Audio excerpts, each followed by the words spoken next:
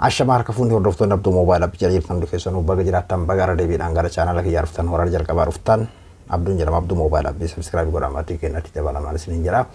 Ajandaa har'aa fi kaleessa deemamaa jiru Joohar umraadhaa fi gara Saudi Arabiyaadhaa deemeeti jira. Akkasuma ammas biyya keessaa bahuu dhoorgamee eega ugguramee booda amma immoo gara Suudii deemee jira. Achirraan baqatuuf deema gara Awurooppaa baqachuu deema. Joohar maarroo ta'ee ugguramee manatti akkas taa'amee hedduun namaa waan kana wal jalaa fuudhes kan hafarsaa jirullee ni jira.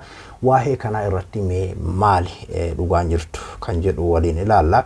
Nuti maal godhuu qabna yeroo wanti akkanaa kun dhufe ajandaa waa'ee kanaa maalirraa kaate kan jedhus mee haqa tokko waliin ilaalla.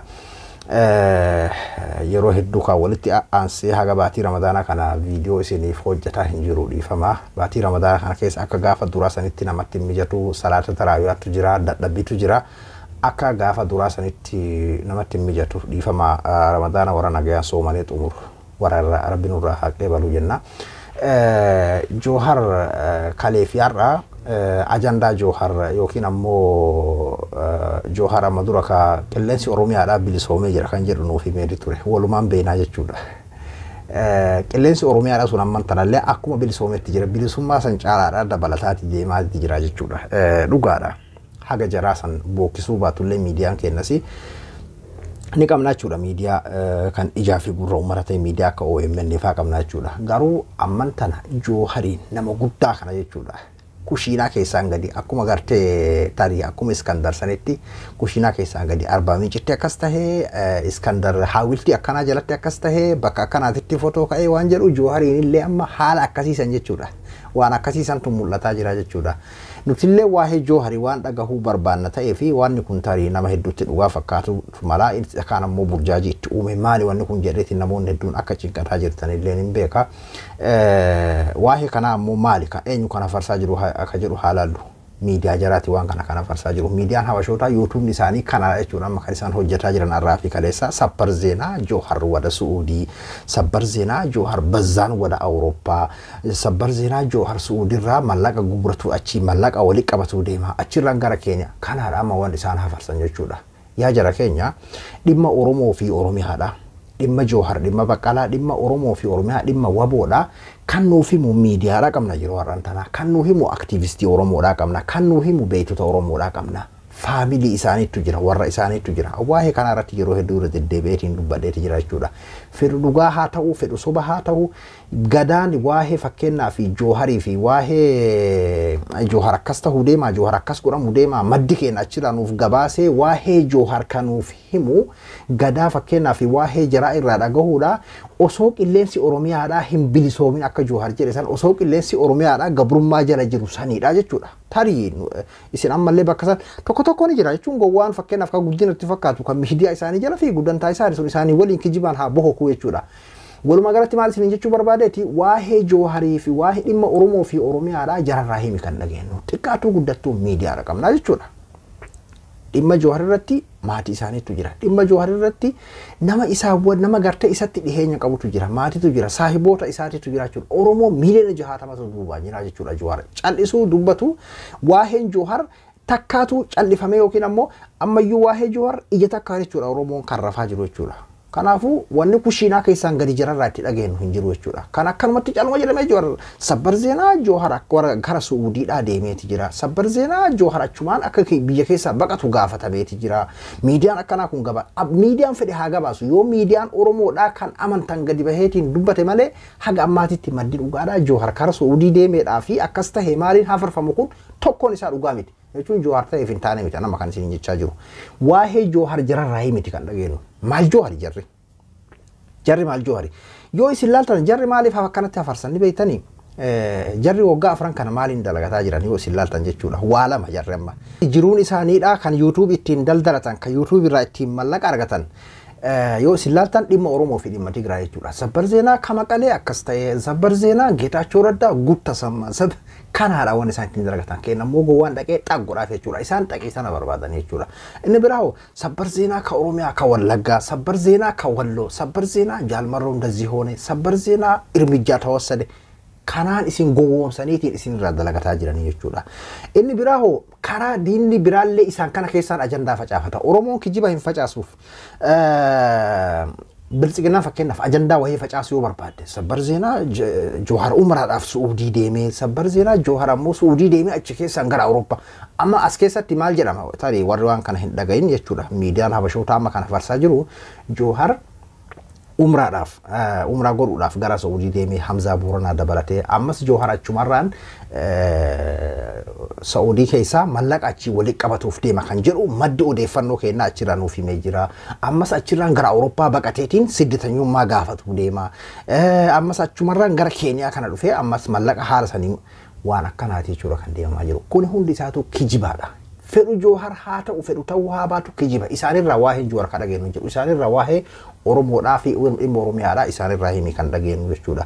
Yoo ajandaa dhabdan dhimma Oromoo fi Oromiyaa ajandaa godhaa. Lolli Oromiyaa irratti banameetiin akkuma gartee gaafa Tigraay sanatti Oromiyaan cafaqamaa jirti jechuudha. Dirqama ganda kiyya yookiin ganda kiyya keessa ta'uu qabu. Dirqama ganda kiyya keessa ta'uu qabu. Oromiyaa keessatti lolli labsameeti jechuudha kan deemamaatiin jiru. Akkasuma ammas hinjifannoo waboon galmeessaa jiru ajandaa godhaa. Akkasuma ummata keenya kan hongee beelaatiin miidhamee waan takka isa hin mudate waan takka argine hin beeyne bakka sangaa bu'eedhaa ummanni keenya saahibni kiyya tokko maal naan jedhee Booranarraa jechuudha bilbilaan gaafannaaniini Booranaan keessa nama duraan loon 100 qabutu yoo ulee horii ittiin bobbaafarsan takkatti mana isaatitti hafe horiin sun guutuun duguugamee bonaan kan jedhudha waan nama suukanneessu wanni Booranaan keessatti tahamaa jiru hongeedhaan tahamaa jiru hanga miidiyaadhaan argaa jirru kanarra dachaa meeqaan hedduudha waan dhugaa namatti hin fakkaanne fakkeenyaaf nama 2 fi 3 kan akkasitti akka sangaatitti meeshaa qonnaa itti godhameetiin harkifamu kan duubaan harkisu bakka sangaa bu'e maal ta'a duuba boruuf abdii boruutiif hogguutitti roobni tittiifee lafa bu'e naa biqilee boru nyaadhaa qoonqoon itti jirti waan ta'eef maal haa godhu duuba dhuguma jirtuun saniidha jechuudha. Kanaafuu kana ajandaa godhaa haala sabni keenya keessa waan takka argine hin beekne kana ajandaa godhaa saba keessa addunyatti mul'isa haala uummanni keessa jiru. Itoophiyaan guddittii waan keessa jirtu addunyatti mul'isa.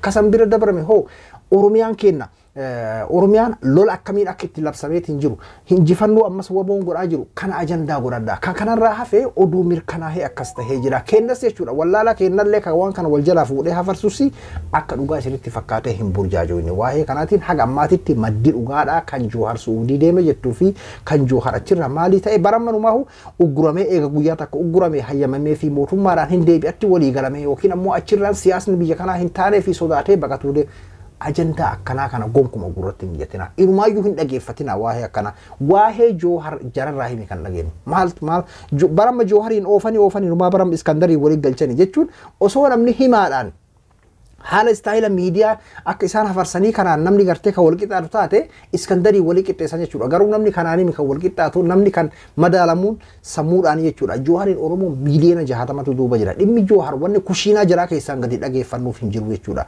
waa'een Oromiyaadhaa kushiinaa jiraa keessaan wanni dhageeffannu hin jiru amma nama keenya hedduun arge jarri kun informeeshiina qabanii sa'aatiidhaan dabarsanii yoo kijibu barbaade namni hundinuu gadi bahee sabbar zeenaa ka Maqalee Guttasammaa sabbar zeenaa ka Gondar Guttasammaa sabbar zeenaa Faanoo dhukkeen irraa kaase anillee yoo akkasii baramna naltan sabbar zeenaa Abiyyi Faanoo irraa dhukkee kaase kana barbaade namni warra kanatti hawwutu jira warra kijiba akkana kanatti hawwutu jira jechuudha kanaafuu yaa jara keenya keessattuu waa'ee Oromoo fi Oromiyaadhaa jararraa wanti nu dhageenyu tokkollee nu hin jiru kanaafuu maal isin jechuu barbaadan amma haga ammaatitti maddi dhugaadhaa waa'ee karaa maatii isaaniitiin gara namatti isatti dhiyeenya qabuutiin gara aktiivistoota Oromootiin wanni kun maddi isaa dhugaa miti jechuudha nagarre haga ammaa fedhu dhugaayyuu haa ta'u jararraan dhageeffatina boru dhugaa haa ta'u boru yoo dhugaa ta'e warri kun dhugaa dubbatachuu miti dhiisaasan kanuma yeroo dhugaadhaa miidiyaan dhugaadhaa yeroo gabaasessan irraa dhageeffadhaa jechuudha kanaafuu akkasii wal hin burjaajessinaa si hin burjaajinaa isinan jechuu barbaadeeti yoo waan ajandaa godhattan dhabdan ammoo Oromiyaan lola jala jirti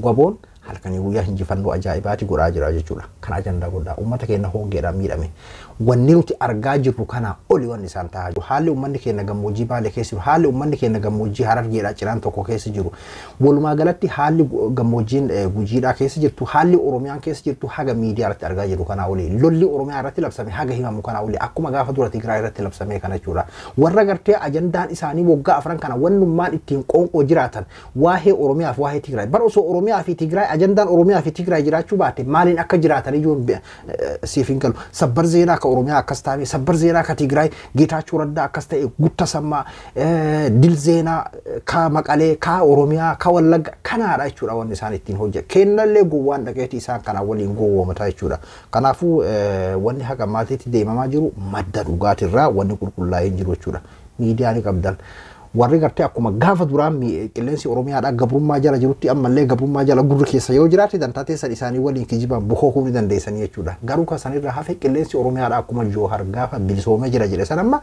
bilisoomee jira miidiyaa hedduudha qabna dhabdanii yoo jettan waa'ee Joohar OMN irraa dhageeffadhaa miidiyaa biraa dhiisayyuu meessanii kana lakkaa'uu dhiisa Joohar irraa dhageeffadhaa waa'ee Joohar isara dhageeffadhaa paartii qaba Joohar akkanumatti nama garaa akka Iskandar gartee akkama bakkuma itti fakkaate dhaqee fotoo ka'uu miti nama bakkuma itti fakkaate dhaqeetiin jechuun girgirrii kaasee hidhamuudhaaf yoo hidhamin beekama jedhee akkas tattaaffii godhuu miti Joohar tarsiimoodhaan bubba ammoo tokko wanni nama gammachiisu Oromoon Joohar yeroo cal'isuun isaa sun rasaasa akka taate beekeeti Oromoon akkasumatti waliin tarkaanfataa jira jechuudha guddaa tokko haga xiqqoo takka burjaajii waan jiruuf isin jedhe malee dhugaa dubbachuuf waa'ee Joohar irratti haalli Oromoo waliin socho'aa jirullee nama gammachiisa akkuma aktiivistii warra Affaar gurbaan paartii warra Affaar sun jedhe Joohar yoo cal'isee rakkoma yoo dubbatellee rakkoma sodaataniiti amma waanuma ajenda babar waa'ee Joohar kanaan amma maaliin mee gurra uummataa xiqqashoo akka gartee lolli Oromiyaa irratti deemamaa jiru kun akka hin dhagahamne wanni waboon godhaa jiru kun akka hin dhagahamne maali Oromoon cal'isuun kun Joohar waliin Oromoon cal'isuun yeroo Joohar